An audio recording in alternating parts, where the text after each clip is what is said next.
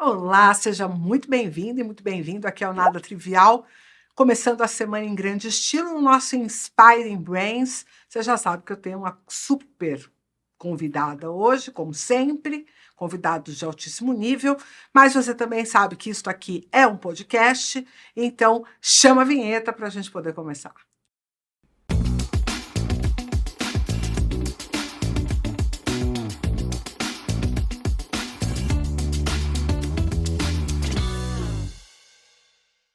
Olá, seja muito bem-vindo ao podcast Inspiring Brains. Se você está nos ouvindo nas plataformas de podcast, saiba que esse conteúdo também vai para o YouTube no canal Nada Trivial, onde você pode acompanhar-nos em imagem também. Agora, se você já está aqui no Nada Trivial, não custa nada nos visitar também nas plataformas de podcast e deixar lá seu comentário para reforçar o seu apoio ao Inspiring Brains. Hoje, como sempre, convidados incríveis por aqui, eu tenho a honra de receber Renata Centurion, uma figuraça. Renata, seja muito bem-vinda ao Nada Trivial, ao Inspiring Brains. Já faz uns 3 meses que eu te convidei para vir, mas que você não pode vir, né? O negócio foi complexo. Carla, super obrigada pelo esse convite. Seja muito bem-vinda aqui. Obrigada, uma honra estar aqui com você. Eu te admiro tanto, né? Eu já venho aqui fazendo... acho que fiz todos os cursos, eu zerei praticamente todos. Tem um curso que eu não fiz ainda. Massa, porque vamos providenciar isso aí. Exatamente, só falta esse para eu fechar todo o ciclo. Conta para o povo quem é Renata Centurion, qual que é a sua história. A minha história é muito engraçada, né? A gente estava até conversando e relembrando aqui como é que foi a primeira aula que eu tive com você, que eu não fiz a minha tarefa de casa, que eu deveria ter feito. E aí eu vim parar aqui porque várias pessoas falaram de você, várias pessoas falaram da Cibele. E aí eu falei, não, tem que fazer esse curso. O que é o Instituto Conectomos? Deixa eu conhecer. E aí vim aqui, e aí eu achei que era a pessoa mais diferente, né? Que estava naquela sala de aula. Pô, todo mundo falando que era... psicólogo, área de RH, treinamento, pessoas, né? Falei, gente, eu fiquei por último, né? Eu sou veterinária. E a Carla, que interessante. Lembra disso, Carla? Que interessante, mas você se formou na USP. Em que ano? Eu falei, tá muito estranha essa conversa. Ela tá sabendo muito sobre a veterinária. E aí a Carla foi a minha, veterana na faculdade. Aí eu lembrei da Carla. A Carla... Agora, essa parte que você lembrou da Carla na veterinária, a gente pode deixar fora do podcast. Mas é muito legal, Carla. Foi muito demais, assim. E eu acho que me inspirou também em como que a gente pode usar a neurociência muito acima do que a gente fez lá atrás, né? Eu adorei fazer a veterinária, mas hoje eu faço uma coisa completamente diferente. Como é que foi? Você abandonou a veterinária? Você se formou? Cara, me formei, eu amei o curso de veterinária, né? E não vingou? Eu fiz, eu trabalhei quantos anos? Eu trabalhei acho que uns 2 ou 3 anos em clínica. Eu entrei, eu sou um pouco diferente. Eu entrei para fazer melhoramento genético em equinos. Tá. Né? Bastante dirigido. Bem dirigido, mas é uma coisa completamente viagem de quem não sabe realmente como é que é a situação o mundo, né? No Brasil, diferente, enfim. Não tinha ninguém na minha família que pudesse me indicar. Daquele help. Aquele aras, né? Não tinha nada a ver. E aí eu caí na veterinária de pequenos, né? Acho que eu trabalhei uns 2 ou 3 anos. E eu amei fazer aquilo. Só que aquela coisa da clínica parada, esperando alguém entrar, aquilo me consumia de um jeito desesperador. Eu falei, cara, tem que ser mais que isso. E aí, assim, resumindo bem a história, eu mandei meu currículo, que tinha o quê? Nada. Tinha veterinária e tinha clínica. O nome, né? E aí eu mandei o meu currículo para várias empresas que eu achava incríveis para ser uma promotora de vendas. Da área, não? Da área veterinária. Tipo laboratórios. Fábrica de ração. Laboratório. Porque tinha, né, um mercado legal disso, assim. Tem ainda.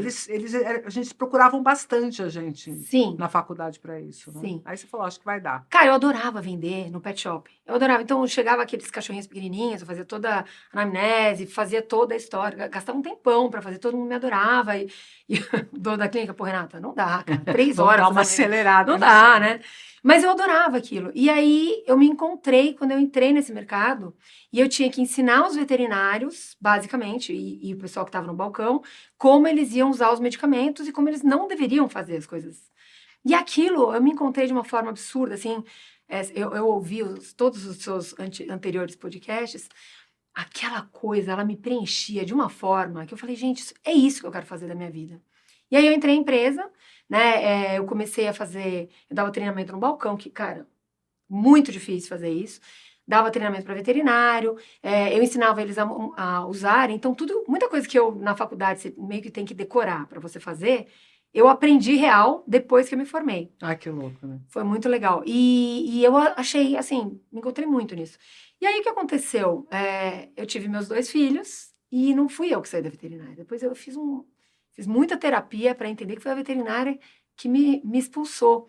Porque as 2 Pela vezes... maternidade? Pela maternidade. Olha isso. Pela maternidade. As 2 vezes que eu estava trabalhando como veterinária, na primeira eu era promotora, na segunda eu era promotora, mas estava ligada como... Eu já não era mais promotora, eu estava como coordenadora de território, tinha, assim, tudo que você pode imaginar de um pacote maravilhoso. Eu tive minha filha no Einstein, não paguei R$1. Foi sensacional.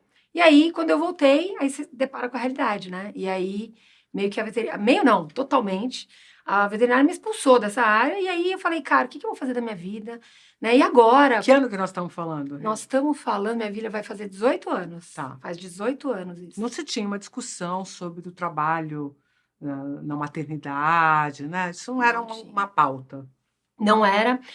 Graças a Deus, acho que tem uma evolução enorme hoje do que está acontecendo, de como as empresas tratam as mulheres. Eu acho que tem muito para evoluir. Eu acho que tem muita coisa...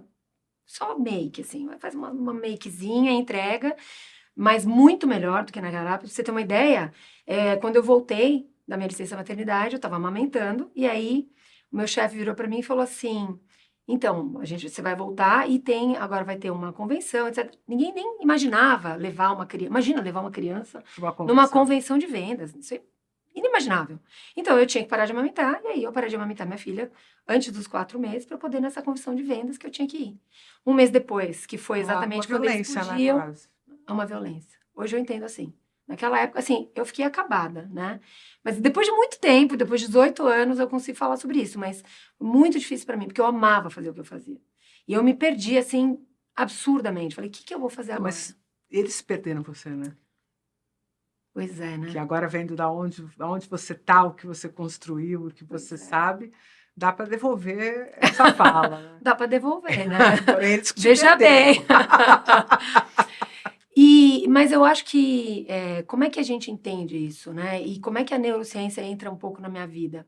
Quando eu me perdi, eu não sabia que chamava neurociência, mas já era um pouco. Eu comecei, assim, uma pessoa que me conheceu lá na Bayer, lá atrás, quando eu comecei como promotora, me indicou para uma empresa que precisava começar a vender um produto SaaS. Meu Deus, o que é SaaS? É um software as a service. Colocar no mercado. E eu falei... Tá, mas o que é isso? Que mercado é esse? Do que você está falando? Cara, vai lá e faz uma entrevista que acho que tem tudo a ver com você. E na época eram 2 sócios, estavam colocando produto no mercado. E eu achei o máximo, porque a vida inteira, trabalhando nas empresas, eu sempre tive que fazer relatório de despesas. Na mão, tirando foto, naquela nem tinha celular direito, enfim, gente, Inferno, xerox de notinha. Xerox de notinha. Montava, colava um relatório, sulfite, colava e tinha uma planilha que acompanhava. Exatamente isso. Você já fez também. Você sabe como é que é a dor. Uma dor horrorosa, assim, enorme. Você gastava um baita tempo, tinha que preencher na mão para falar qual era o seu roteiro de visitas, o que você ia fazer e tal. Quando eles falaram que eles iam automatizar isso, eu falei, meu Deus, tudo de bom. Tudo de bom, tudo que todo mundo precisa. Vou vender, nossa, vou arrebentar, vou vender, nossa, beleza. Só que eu esqueci quem era, eu não tinha visão do todo de quem era meu concorrente. Meu concorrente era o Excel, que era de graça.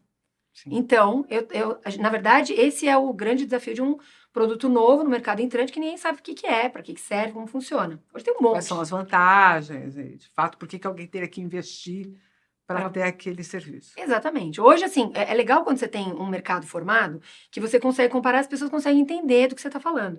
Naquela época, eu era a pessoa que estava incentivando, entendendo, educando o mercado para entender o que era esse negócio novo que ele era concorrente do Excel, né?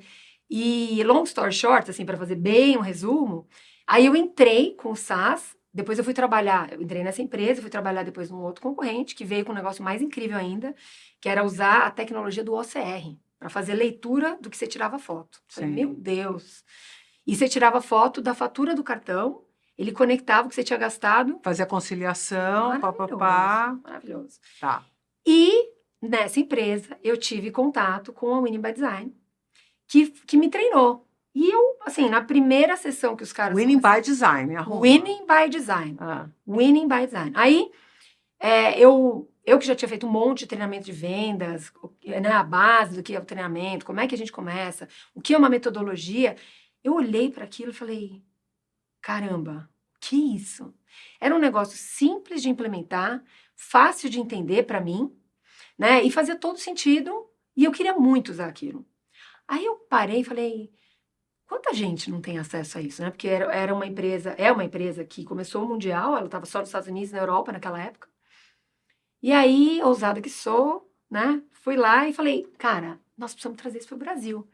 E eu me lembro que na época o Iago, que é o fundador da empresa, falou, Nata, muito obrigada, a gente, nossa, me Que ano é sinto isso? super lisonjeado faz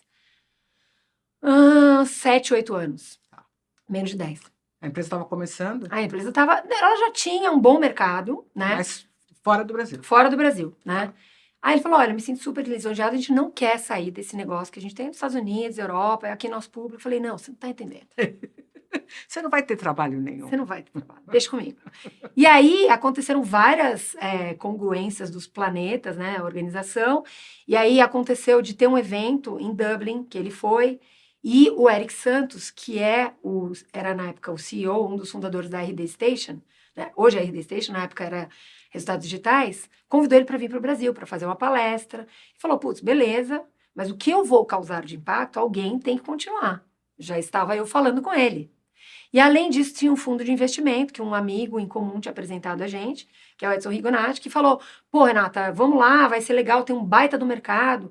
Já tinha o livro que eles conheciam, poucas pessoas tinham acesso a esse livro. É um livro, a gente tem hoje 8 livros publicados, esse foi o primeiro. Tá. Chamava Blueprints for SaaS Sales Organizations. Ninguém conhecia, era meio que uma bíblia de vendas, um negócio novo. E aí ele falou, cara... tem um negócio aqui maravilhoso que dá pra gente desenvolver e tal. E aí tudo aconteceu ao mesmo tempo. E aí a gente conseguiu convencê-los de começar a operação no Brasil. Foram várias operações ao mesmo tempo. No Brasil, na China e, se não me engano, na Austrália. E aí começaram as operações ao mesmo tempo. E é assim, baita desafio de você desenvolver uma região com coisa que, assim, pouquíssimas pessoas desse mercado super Mas nichado. você ama isso.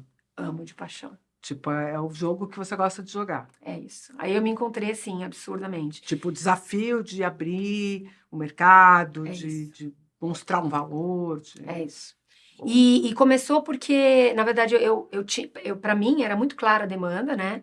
Mas apesar de ser num mercado super pequenininho, para pouca gente de SaaS, né? Software as a Service, esse pessoal dessa meio que bolha, Faria Limers.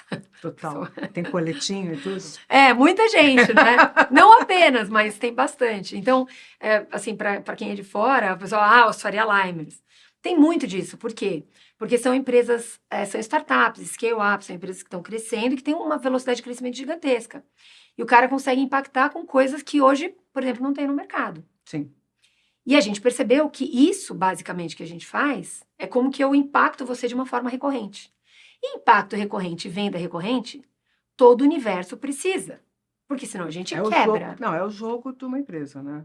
Todas as empresas precisam disso. Não importa se você é médico, se você é veterinário, se você é dentista. Isso é uma coisa engraçada, porque muita gente acredita que sucesso em vendas é vender mais para novos clientes. Né? E isso eu aprendi cedo até, quando eu comecei a empreender, porque a experiência do teu cliente faz, por exemplo, coisas como essa que você começou narrando. Eu já fiz todos os cursos do Instituto. Isso, para mim, é o ápice. Já fez todos. Tem falta um só, então está na hora de eu criar mais uns 10, né? Porque eu já estou deixando o cliente meu sem ter recorrência. Né? Total. E isso é uma coisa que muita gente não entende. Tem muita gente que acha que o barato é vender, né? Quando, no fundo, é a recorrência e a fidelidade de um cliente que vai fazer você se manter no mercado, né? Isso que é muito caro recrutar novos clientes, não é isso? Total. Então, quando a gente fala sobre isso, a gente imagina o seguinte, a gente está falando de uma ampulheta, que é a jornada do seu cliente. Então, do lado esquerdo, eu tenho toda a parte de aquisição de clientes novos. caro, é doído, é difícil, você precisa ter o seu... Concorrência batendo forte. Concorrência batendo forte, eu preciso ter o meu ICP, ou Ideal Customer Profile, ou qual é o perfil do meu cliente ideal. Muito claro, e muitas empresas não têm essa clareza, é o primeiro grande erro.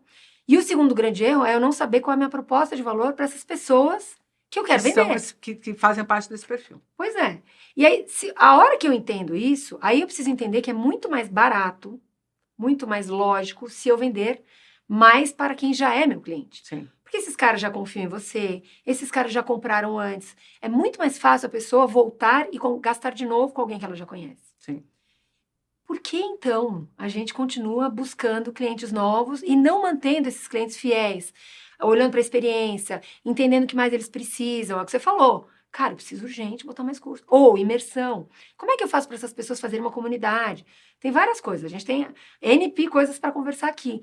Mas muitas empresas não entendem isso e perdem os seus clientes para concorrência. Sim. O cara bota um curso a mais, faz uma imersão, faz, sei lá, alguma coisa que eles percebem que tem demanda. E às vezes pior que você, mas o cara entendeu a demanda e começou a atender gente que estava desesperada para comprar. Sim. Sim. Mais do mesmo. Sim. Ou como é que eu impacto essa pessoa. Sim. Eu tive um baque nesses termos que você está trazendo, que foi quando a gente tinha se estruturado para fazer as pós-graduações. Então, a gente conseguiu a parceria com a Santa Casa, um nome super forte, obviamente porque eu vinha da Santa Casa, então a Santa Casa confiava no meu trabalho, né? E a gente conseguiu fazer esse movimento, mas o que aconteceu? A PUC do Rio Grande do Sul se associou com a UOL EdTech e fizeram um produto num preço parecido com o meu, mas colocaram um monte de nomão. Uhum. Gente poderosa, tipo Goleman, tipo Kahneman, tipo a Suzana Herculano, para dar aula de neurociência. Botaram canal para dar aula de neurociência que não sabe onde o cérebro fica, praticamente. Só que eram nomes muito fortes.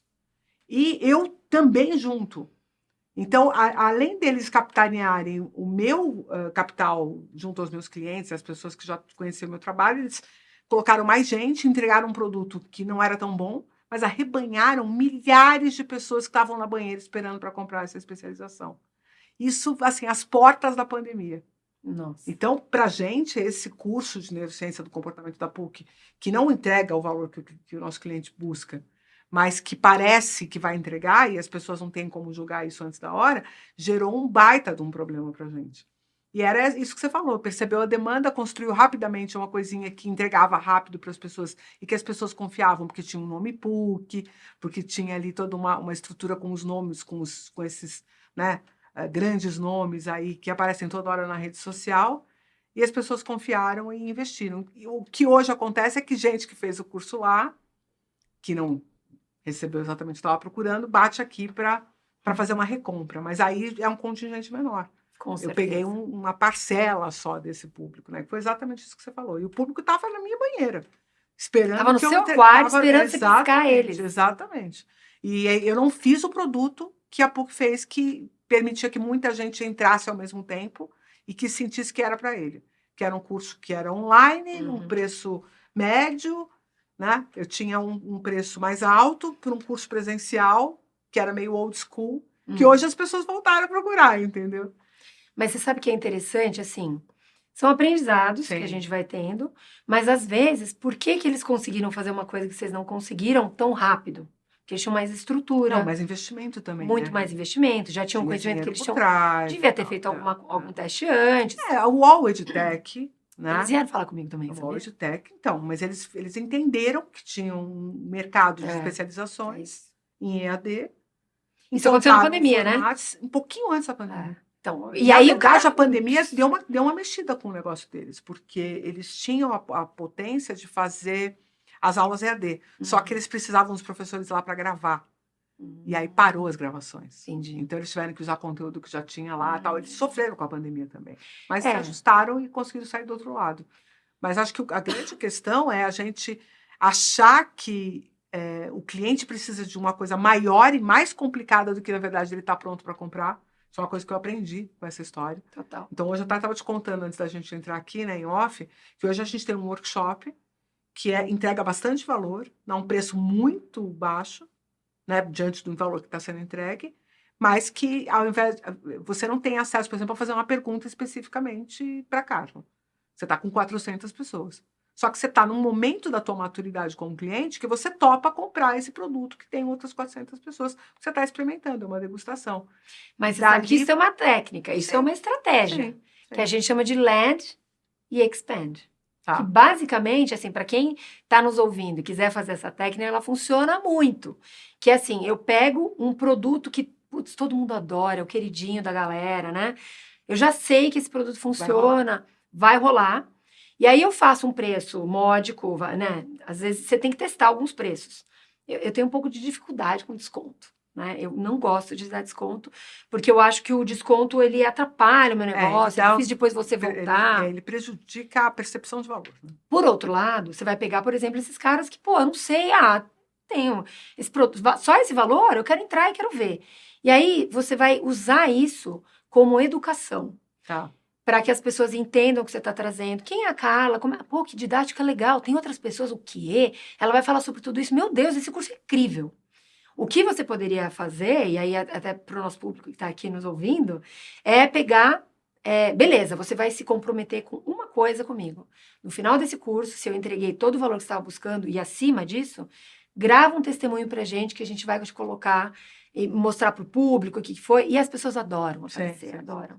E isso é uma coisa que não sou eu e você vendendo, nós somos vendedoras, a gente é suspeita. Sim. É uma outra pessoa que comprou, adorou e tá vendendo por você. Isso é expand. Massa. Então é quando eu coloco minha bandeirinha, quem eu sou, o que eu estou fazendo, para você me conhecer. O expand é quando a pessoa fala por você, ela vende para você, ela recomenda você. Eu começo falando muitas coisas, falo muita coisa de vocês. Você é uma embaixadora nossa. Muito embaixadora. Mas eu tenho certeza que vocês têm muita gente. Tem. Não, isso é uma coisa que a gente tem muito valor. As pessoas dão valor adora. ao trabalho da gente. Porque é feito com afinco e é feito com capricho, né? Não é um negócio que a gente faz de qualquer jeito. E tem muitos anos, né? Eu acho que mais do que qualquer outra coisa, as pessoas falam, nossa, a sua didática e tal. Se eu tivesse dado 30 anos de aula, assim como você vendeu 30 anos, né? Quase. Se você não soubesse fazer isso, era muita incompetência. Mas é interessante, né? Porque a pessoa fala, pô, mas você tem esse dom, né? E eu tava ouvindo... O dom o dom, meu Deus. Cara, eu trabalhei tanto para isso, você vem me chamar de dom? Pô, meu dom, vou te falar, sangue, suor e lágrimas, né? E isso não é dom, é uma coisa que a gente, talvez, você goste mais, e eu goste mais do que talvez uma outra pessoa que é mais tímida. E assim, entre nós, eu me considerava super tímida. Super Mas tímida. você era um pouco na faculdade? Eu era uma pessoa... meio quietona. Quieta, né? Eu só observava. Mas esse universo das vendas, que é um universo relacional, Sim. A hora que você começa a entender que você está agregando valor para o outro, eu acho que destrava a nossa língua, né? Eu acho. E eu acho que... fica confiante, né? Eu acho que você fica confiante. Como eu gosto muito... Primeiro que eu só trabalhei com produto bom em toda a minha vida. Para mim, assim, não confio nesse produto, não gosto, não vou trabalhar. Então, eu não jogo no mesmo time, acho que isso já ajuda muito. Acho não, tenho certeza. Então, eu só trabalho com aquilo que eu acredito. Esse é o primeiro fundamento para mim. Trabalhando com o que você acredita, é muito fácil de você fazer isso. Sim. Porque daí você vai ajudar essas pessoas a resolver um problema que elas têm. Massa. Olhando para a neurociência, cara, eu preciso... O que eu busquei na neurociência? Boa, essa era a minha próxima pergunta. Eu gosto porque você já resolveu o problema. Toca o pau. O que você veio fazer na neurociência, Rê? Cara, eu vim da área de biológica. Primeiro que você não sabia que eu era sua veterana. Primeiro então, que eu não fazia ideia. Podia ser que você não viesse. Eu vou tomar outro trote essa altura. Pô, ela já vai me dar um trote animal. Nem dá para falar muito sobre isso aqui, censurado. Mas o que acontece? Como eu vim desse universo de biológicas, e eu vim bastante do universo de exatas, porque a minha família inteira é de exatas. Minha bisavó era professora, minha avó era professora de matemática, minha mãe, a vida inteira professora de matemática, escreveu livros, vendeu 5 milhões de cópias, foi escolhida pelo MEC, enfim. Eles fizeram um monte de livro e todo mundo no Brasil inteiro adotava esse livro. Meu pai é engenheiro, então eu venho... Qual é o nome da sua mãe? Marília Centurion. Eu não conheço nenhum. Mas você está na área da matemática? Não, mas eu podia ter estudado. Não, foi bem depois da gente. Depois da gente, foi bem depois. Entendi. Eu já estava me formando, etc. bem depois. Mas eu tinha uma facilidade absurda com matemática, com exatas, né? Então, física, química, matemática, sempre eu gostei. Porque, tipo, meio que osmose, eu escutava disso todo dia. O meu sonho era minha mãe me deixar fazer um certo com aquela caneta vermelha maravilhoso na prova. Era isso, cara, era um negócio absurdo. Pô, livro de ponto, deixa eu ver, chamada. Tinha um lance desse com professora. Cara, também, eu achava cara. máximo Eu achava aquilo. aquele diário de ponto. Diário de ponto. Com os negócios que você fazia os Pontinho. pontinhos. F, faltou. 3 seguidas. Eu vou falar com a sua mãe. Sensacional. A gente é muito bem. Meu, a gente é muito... Assim, depois de 20 anos de formada e tal, parei de contar. Entendeu? Chega. É 20 Chega. plus. 20 plus. 20 É isso plus, aí. acabou. Então, eu tinha essa coisa muito forte. E eu estudei biológicas, né? Pra mim, veterinária, assim, eu tinha o sonho de fazer a faculdade de veterinária, eu tinha certeza absoluta. Desde a 8ª série, né? Que agora é o 9º ano do ensino, do ensino básico, fundamental. Fundamental. A gente é dessa época, né? 8ª série, ginásio. Meu Deus, tô me entregando a idade forte. Total. E aí, mas gente, tem 50 anos, acabei de fazer esse ano e tô super resolvida com ótimo, isso. Tô maravilhosa. Não tenho um cabelo branco, vejam. Todos devidamente escondidos. Pintados, né? Exatamente. E aí, nem sei porque eu falei essa história aqui. Meu Você Deus. estava falando que você é de exata. Isso. De biológica. Biológicas, tinha certeza. Aí... E aí, o que aconteceu? Tinha uma falta na minha vida que era humanas. Eu tinha eu não posso falar o nome da pessoa, mas eu tinha uma professora no ginásio e no colegial, que eu tinha horror dela. Uma péssima. Ela era professora de história. E eu tinha pesadelos com ela pegava no meu pé. Enfim, porque minha mãe era professora. Minha mãe foi minha professora na escola. E aí elas tinham um negócio entre elas. Cara, e assim, eu era marcada como a filha da Marília. Entendeu? Se você ia bem, é porque isso é obrigação. Você tem que ir bem, porque você é filha da Marília. Foi mal, que absurdo, né? E eu tinha essa coisa com essa professora. Então, história pra mim era assim. Gente, história era desesperador. Pra você ter uma ideia? Contar segredos. Cara, no 2º ano colegial, eu fui fazer vestibular e eu entrei em enfermagem, porque naquela época o treineiro era o quê? Enfermagem, letras, enfermagem e acho que era matemática. Não tinha treineiro, gente, não tinha isso, né? E aí você entrava numa faculdade. E eu entrei porque eu tirei 9 de redação. Boa. Mas quanto eu tirei em história? 2. 0,0, eu zerei, não sabia nada. Aí todo mundo vai, Renata, você é um case, porque como assim, né? Falei, cara, eu tenho trauma. Vocês não entendem, né? E, enfim, essa professora, ela, assim, impediu o meu aprendizado. E eu acho que tem muito a ver. Eu falo com as pessoas, quando a gente fala de treinamentos de vendas, tem muita coisa de matemática. Como é que eu calculo desconto? Como é que eu não dou desconto? Como é que eu faço? Como é que é a derivativa? De onde vai? Porcentagem? O cara tem trauma. Não consegue nem começar a conversar. Não consegue. Mostrou o número, pelo amor de Deus. Por favor. Não. Gráfico, não. Não, gráfico, eu não sei ler gráfico. E eu acho que, assim, é uma coisa que a gente precisa urgente tratar. E isso pra você era, tipo... Pra mim, era o trauma de matemática. Matemática você tirou Mas de letra. História, eu fugi. Então, essa parte da psicologia, o que era isso? Eu falei, cara, tem história? É peso 2? Eu não vou prestar. Eu tenho certeza absoluta que vou tirar 0. Quando eu passei, acho que eu tirei, sei lá, 4. Né? Fui estudando muito, tendo muita dificuldade, muita. E então, sempre foi uma coisa na minha vida. Então, só que assim, em algum momento, eu falei, cara, eu preciso entender o que tá por trás das pessoas, que eu nunca estudei isso, porque eu fugia disso. E aí, quando eu comecei intuitivamente já era um tema, não é? Já era um tema. Porque você já lidava com pessoas. Mas eu não sabia. Já influenciava a tomada de decisão, já estava dando treinamento. Então, intuitivamente, você já tinha um monte de background, vai? Assim, mas totalmente intuitivo. Que eu aprendi fazendo, e dando cabeçada, e dando certo, dando errado. Dá mais certo assim, dá menos certo lá. Né? E só que eu, assim, apanhei pra caramba, demorou um tempão. Eu falei, eu preciso melhorar esse meu skill que eu não tenho. Ou que eu tenho muito baixo, e eu preciso aprender.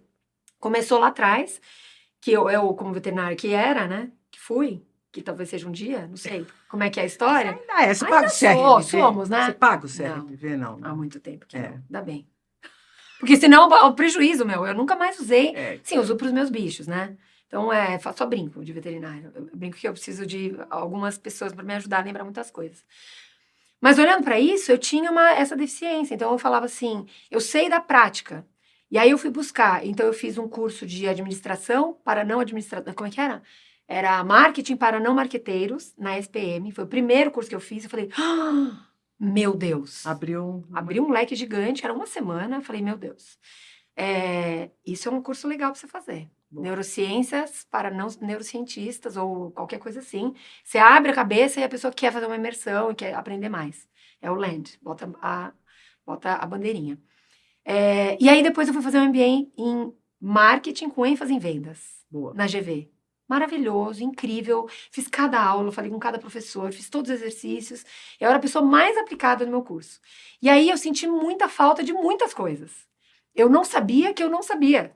Sim. Mas à medida que eu fui aprendendo que eu não sabia, eu falei, não tem mais volta. Agora tem que ir em frente. E aí eu comecei a estudar neurociências, foi muito junto com a pandemia. Eu falei, cara, olha isso aqui. Quando a gente, voltando para os primórdios, eu lembro que eu tive essa conversa com você, mas Carla, eu não lembro disso do cérebro naquela época que eu estudei veterinária. Você lembra que você me falou? Não. Cara, não tinha nada disso, não tinha. Eu falei, ai, ufa, graças a Deus. Não era. Né? Não se sabia, né? A gente construiu esse conhecimento nos últimos 30 anos. 30? Então eu estava no comecinho, né? Sim, foi quando eu fui fazer pós, a gente não tinha ressonância magnética funcional, não tinha PET scan, os exames mesmo de eletroencefalograma eram todos com 16 eletrodos só. Hoje a gente tem 128 canais. Ai, desculpa, eu não sabia quantos. Não, tipo nada, tipo básico. Era uma coisa ridícula, que era só para você fazer um diagnóstico de epilepsia, uma coisa assim. Bem ampassando. Isso na medicina humana, não na veterinária. Nossa, na veterinária, a gente tinha aquela professora de anatomia que era... Nancy. Não, ela era... Inclusive, depois foi ativista do não uso de cadáveres, não sei o que lá, que não podia depois usar os animais para cirurgia. Ai, não vou me lembrar dela. Ela era a mãe de uma colega da minha turma. A filha dela estudava comigo. E ela era uma professora de anatomia que dava neuroanatomia, especialista em neuroanatomia. E eu mesma não entendi nada de neuroanatomia quando eu fiz na faculdade. Eu fui aprender neuroanatomia depois que eu já estava na pós-graduação. Que loucura isso, né? Eu não aprendi, ainda mais em veterinária. Tinha nada, né? O que tinha em veterinária em neuro? Você vai se lembrar. O exame do corno de Hammond para raiva, que é o hipocampo. Era isso aí. That's it. Acabou. A gente sabia reconhecer onde estava o corno de Hammond degenerado pelo vírus da raiva. Ponto. Acabou. Era isso. Que loucura. E aí as lesões periféricas, né? Sim. Tinha paralisia, aí o animal tinha alguma lesão na medula, e perdia uma hemiplegia, uma paralisia de membro anterior, caía o trem posterior, levanta o bicho, bota na cadeirinha de... Era isso, era uma... É isso aí. É a várzea, né? Não tinha nada. Convulsão e epilepsia. Sim. Tinha também. Eu me lembro que na minha prova de semiologia, o animal... Veja se eu tenho sorte na vida. Eu estava fazendo prova com a professora Mitica. Nossa! Era só eu e a professora Mitica fazendo prova de semiologia. Chama o animal, um pastor alemão lá fora, o animal entra, eu começo a fazer anamnese e o bicho convulsiona na sua frente, meu Deus. E agora, professora? Eu fazendo prova. A professora Mitica, poderia me chamar um veterinário? Formado de preferência. Eu falei, não vai dar para mim. Mas você não desistiu, você foi até o final. Até o final. Lógico. Até o final. Mas eu já estava fazendo a pós, né? Tá. Eu já fazia... Pós não, fazia iniciação científica, que depois já emendei na pós. Fez? Eu fiz com o Luciano Felício no departamento de patologia na disciplina de farmacologia do VPT. Que legal. Eu fiz em reprodução equina, foi demais. Tava lá no VRA com o... como é que Cláudio. falava? Mas não era ele que a gente tinha aula só, né? Mas foi com o Cláudio. Já virou tricô. Nossa, tricô. Mas enfim, voltando ao tema principal, que eu nem sei mais... Por que a neurociência... Por que a neurociência me ajudou? De que forma ela te ajuda hoje? Não, ela me ajuda hoje em todas as camadas, porque eu olhei e falei assim, eu preciso aprender mais sobre como é que as pessoas pensam do jeito que elas pensam. Como elas não sabem o que elas não sabem. Como eu provoco essas pessoas para que elas queiram aprender mais. O que é tal da andragogia? Que todo mundo fala, mas ninguém sabe nada. E por que as pessoas adultas aprendem diferente das crianças? Porque todo mundo fala, não, mas é muito fácil, põe aí e faz de qualquer jeito. Hoje eu tenho 2 filhos adolescentes, adultos, quase. A gente precisa urgente falar sobre como a gente ensina para essa nova geração, porque eles não aprendem da forma que a gente aprendeu há 20, 30 anos. Só que os professores continuam ensinando da mesma forma e a gente perde para quem? pro celular, pro WhatsApp, pro YouTube, né? E o aluno fala, desencana, eu vejo isso depois no YouTube, eu aprendo depois. E é isso aí, e a gente perdeu esse Eu, bonde. como professora, eu comecei a sentir que tinha alguma coisa errada acontecendo quando os meus alunos, para uma aula magna de 3 horas, falaram assim, professora, pode gravar? Aí eu falei, mas você quer gravar por quê? Não, porque eu vou ouvir depois. Eu falei, mas você vai ouvir quando? Porque você 3 horas agora que você vai ficar aqui gravando. Depois você vai pegar essa aula e vai ouvir 3 horas quando? No seu dia, que você tem aula o dia inteiro. Não esqueça que tem a velocidade de reprodução. Não, naquela época não era nem por aí. Eles diziam o seguinte, mas aí eu, pelo menos eu tenho a percepção de posse do conhecimento, que hoje é uma ilusão. Porque a posse é quando você agrupa e organiza e disponibiliza para o seu pensamento. Fora disso, você só tem um caderno. Você tá me dando vários gatilhos, eu precisava estar com o meu caderno para poder anotar. Depois você pode assistir de novo. Perfeito. 2 vezes. 1.5 normalmente. Para você ouvir você em 2 vezes, acho que você... Nossa, não, sempre que eu me ouço, é difícil, é muito difícil. Aí tem todo o julgamento.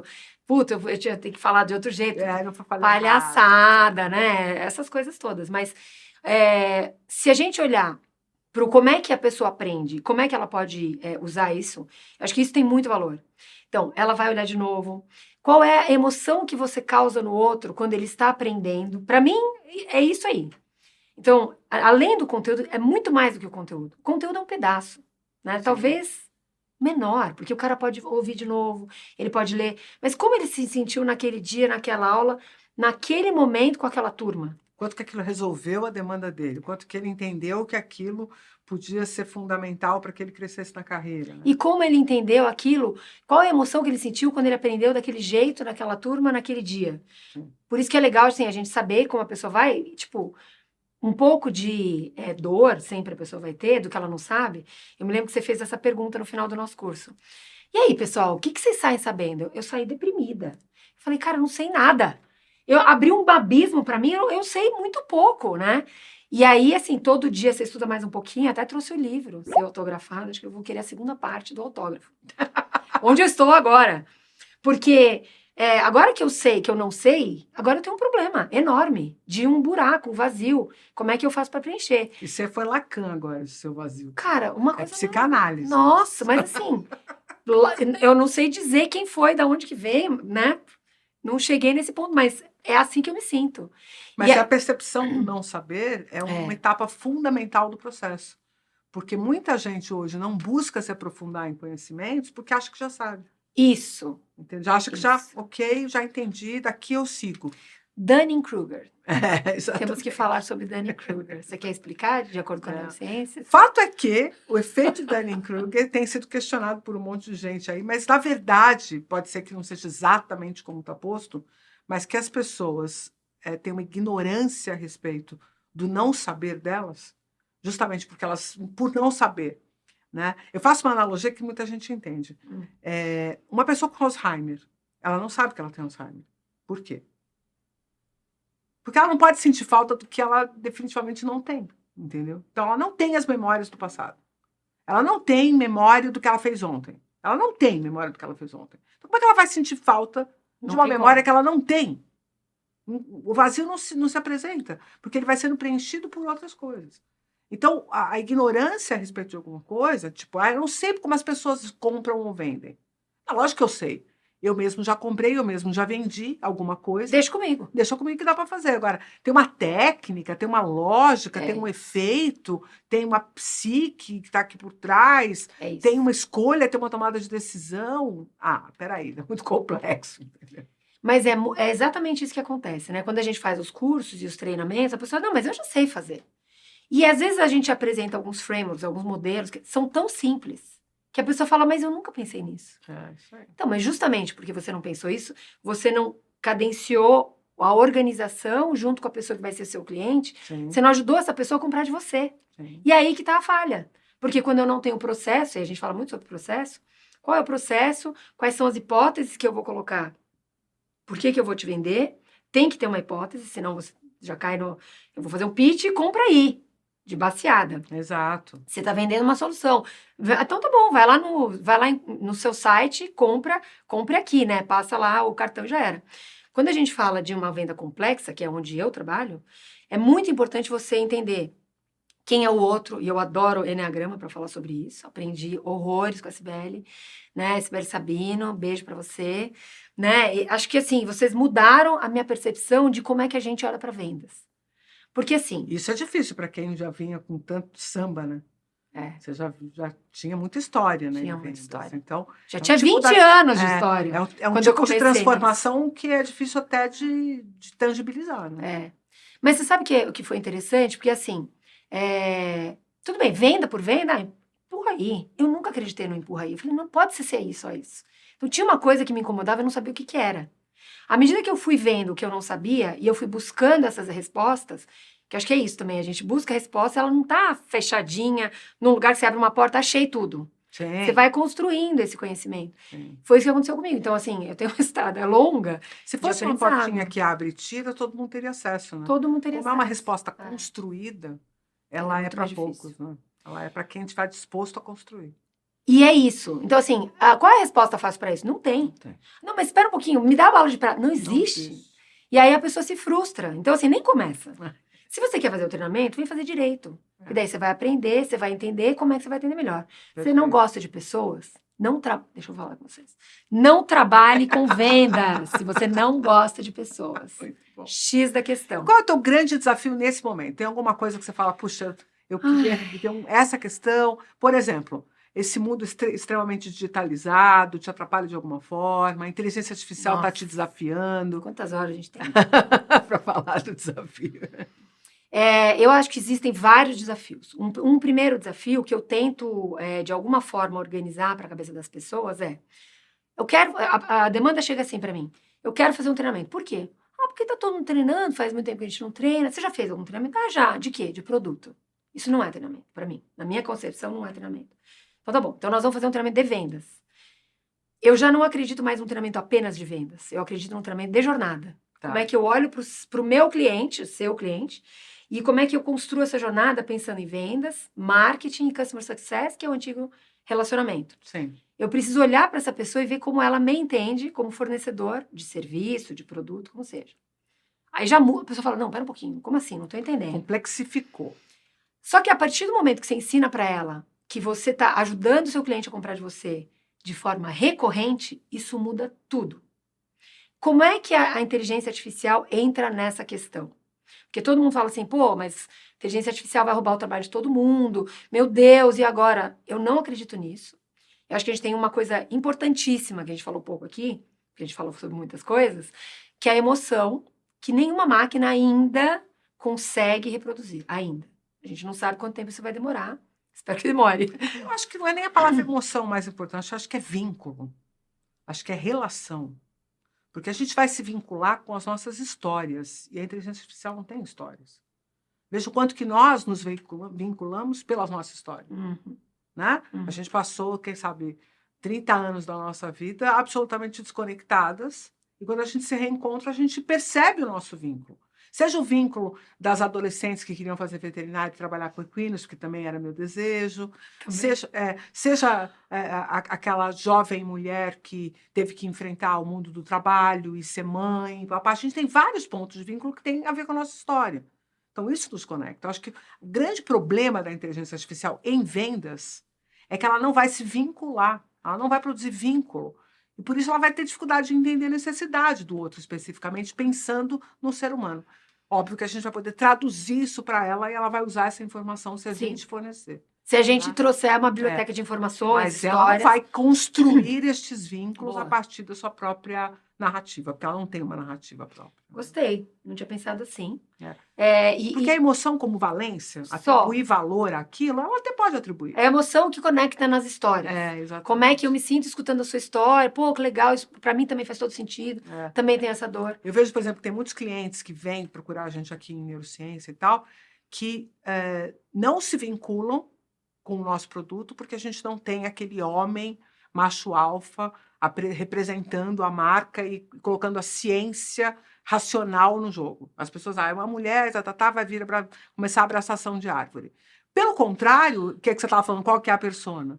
Eu tenho uma persona muito clara, que é, geralmente, uma mulher acima dos 40 anos, que já entendeu que as respostas simples não atendem, que sabe que vai ter que cavocar e encontrar complexidade nas coisas e que está disposta a fazer esse mergulho. Mas se eu ficar tentando vender o mesmo produto para essa mulher que eu vendo, né, para um garotão de 20 anos, eu vou me dar mal. Uhum. Então, essa questão do tempero, de entender quem é que escuta a tua mensagem, quem é que compra a tua ideia, é muito importante em vendas. Eu acho Total. que essa análise do perfil, ela pode ser melhor aprimorada com o que você veio buscar aqui, né? E aí tem muito dos stakeholders, né? Então, se você fizer um mapeamento de quem são as pessoas que participam da tomada de decisão, até estava dando um treinamento hoje de manhã sobre isso. Joia. Como é que você entende a personalidade dessas pessoas em cima do que você está vendendo, como você está trazendo? Como é que eu faço hipóteses de como essa pessoa me percebe como produto, como serviço, como pessoa? Sim.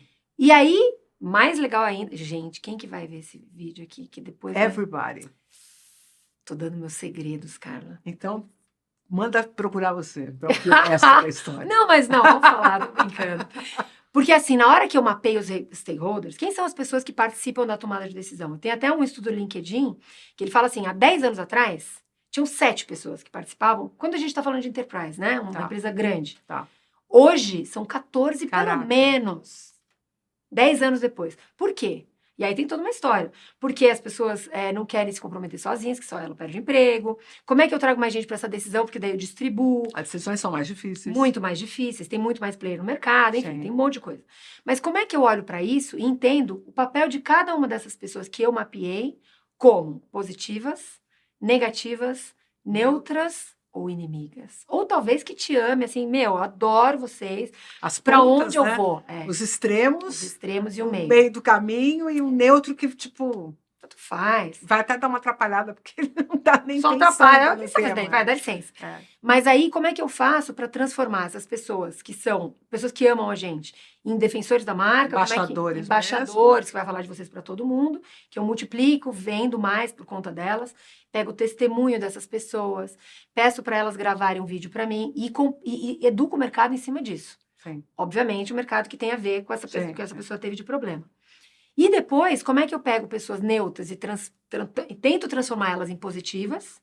E como eu pego principalmente as pessoas negativas e tento transformar elas em neutras? Minimamente. Minimamente. Não atrapalha, pelo menos. Para a pessoa não te minar. Porque normalmente elas estão escondidas. Às vezes você nem vê que elas existem. Os inimigos também, né? Quero mais é que meu inimigo fala de mim. Mas fala, para eu saber o que você está falando. Porque senão você não sabe como essa pessoa sente, o que ela tá pensando, o que ela tá falando de você. E às vezes é o medo, né? Ah, não quero que eles entrem, que eles vão mexer numa ferida aqui, que eu tô escondendo. Tem de tudo. Você sabe que quando eu vou nesses podcasts, que a gente fala de neurociência e tudo mais, agora eu fui no Lutz, né? O Lutz tem muita visualização, dá mais de 100 mil visualizações, né? E aí tem lá uns 500 comentários. Desses 500, 450 são bons. São pessoas que estão falando, pô, que legal, obrigado, você me ajudou e tal. E tem 50 que são malhando Judas. E as pessoas falam, você dá muita atenção para comentário negativo. Eu falei, mas é aqui que está o ponto. É sobre isso aqui que eu preciso trabalhar, porque eu vou ficar deitando na cama da fama que querem construir para mim de maravilhosa, só que na hora de tomar uma decisão, todo mundo está vendo que faz, isso aqui está tudo comprado. Esse comentário é que é importante. Esse é crítico. Então, esse aqui tem peso muito maior do que esse monte de elogio, infelizmente. Dentro da rede social e tal, né? Então, a gente tem que dar essa atenção para quem está minando você. E o que eles estão falando? Exato. Porque, assim, tem um monte de coisa que é uma viagem, que a pessoa viajou, não tem nada a ver, a pessoa... Tudo bem, aí você apaga, fala, cara... onde tiver sentido é que você precisa trabalhar. Onde tiver sentido. E uma coisa que as pessoas não olham, e que faz muito sentido olhar, é o Reclame Aqui. Sim. Porque o Reclame Aqui foi uma experiência, normalmente uma experiência ruim, que teve lá, ou mesmo no Google, quando o cara te dá as estrelinhas, ele te dá uma estrelinha e mete a boca em você, você não consegue mais tirar isso daí. Sim. Você nunca mais tira. Mas como é que eu posso olhar para isso e aprender para eu melhorar? Sim. Porque daí isso não vai acontecer de novo. Porque uma coisa é, o que eu faço? Eu não quero olhar os comentários negativos. Põe embaixo do tapete, apaga. Né? Apaga da minha rede social. E o cara vai em tudo que é lugar. Ele fica mais puto ainda, fica maluco e tenta te minar. Sim. Então, como é que eu olho para essa pessoa? E tem até como você faz com essas pessoas. Tira da rede social e vai tratar fora da rede social. Porque se você responde aquele comentário ali, você amplifica tudo de ruim que essa pessoa... É tudo que ela quer, que é pau. Que é pau. traz ela para fora, entende qual é o problema. Pessoal, DDD lá no nosso site, winningbydesign.com. Como é que eu olho para isso, eu diagnostico, aí eu descrevo o que está acontecendo e quais são os próximos passos, né? Nossa. Então, e como é que eu faço para discernir quais são os próximos passos que a gente vai fazer juntos para a gente organizar uma objeção. Sim. E aí tem todo um outro tema para um outro dia, mas como é que eu manejo as objeções? A gente tem medo de objeção. Temos pânico. Meu Deus, o cara não pode discordar de mim. Sim. Não, é aí que mora a oportunidade. Mas desde que vocês treinem as pessoas em como elas manejam essa objeção, para que elas aproveitem essa oportunidade que ninguém quis olhar, porque está todo mundo escondendo embaixo do tapete. Pessoal, vocês viram, né? É muito conhecimento. Vocês tomaram um banho aqui hoje, né? Renata manja muito de vendas, tem muito a contribuir. É muito importante o trabalho que ela faz. E, bom, eu queria que você falasse mesmo direitinho onde as pessoas te acham. O pessoal vai colocar aqui no lettering também para ficar mais fácil, porque eu acho que se tiver uma empresa, alguém que estiver aqui precisando alavancar a sua equipe de vendas, estiver enfrentando desafios especiais, vai poder muito melhorar se puder te ouvir, se puder contratar teu trabalho. Quero que você fale ipsis literis. Use o jabá, momento jabá total, pode falar. Vamos lá. Eu estou no LinkedIn, Renata Centurion. Lá eu publico várias coisas do que a gente está fazendo, né? Eu faço várias palestras. Por exemplo, o Web Summit, que teve agora em abril, eu estava lá e aí, cara, é muito louco, porque você faz uma roda de conversa, era um painel, tinha 20 minutos, 4 pessoas. Falei, cara, não dá para falar nada. Não vai dar nada. 5 minutos, acho que eu tive 4 minutos. E eu consegui 2 clientes que vieram dessa conversa. Então, assim, como é que você impacta quem está te ouvindo? Acho que a primeira coisa é essa. Eu falo muito sobre isso lá no meu LinkedIn e também no Instagram, Renata_Centurion, vocês vão me achar lá, aí tem um pouco de tudo, né, gente? E aí nos stories tem momento gatos, tem um momento brincadeira, o que a gente faz. Mas eu acho que, e a gente tem um site, né, da Winning by Design, winningbydesign.com, a gente tem muito material gratuito, que a gente educa o mercado de forma gratuita para que as pessoas, putz, agora eu tenho um problema, como é que eu faço para resolver? E aí eles voltam para a gente. Cai em casa. Fora isso, a gente tem 8 livros publicados. O último agora virou um curso, né? Se vocês forem na Amazon, digitar lá Winning by Design, vocês vão achar vários livros. E esse último livro chama Revenue Architecture. Uma bíblia, tipo uma arma branca. Você joga na cabeça de alguém, você mata a pessoa. O negócio é pesado, assim. E é um livro muito bacana, porque ele mostra como é que eu faço com a minha empresa, qualquer uma, e eu acredito muito nisso, né? Não é só no mercado SaaS, lá fora a gente fala muito sobre SaaS, porque é o mercado que mais é pujante, ele escala muito rápido, tem muita gente muito faminta por esse conteúdo, mas no Brasil a gente fala sobre receita recorrente, no mundo inteiro, mas aqui principalmente receita recorrente. Então a gente tem banco, que é nosso cliente, nós temos seguradora, nós temos uma agritech, nós temos gente de educação, temos uma gama gigante das pessoas, CEOs, VPs, e executivos das empresas que entenderam que a receita recorrente é o que vai levar você para a escalada, para o sucesso. Nossa. Assim que a gente trabalha.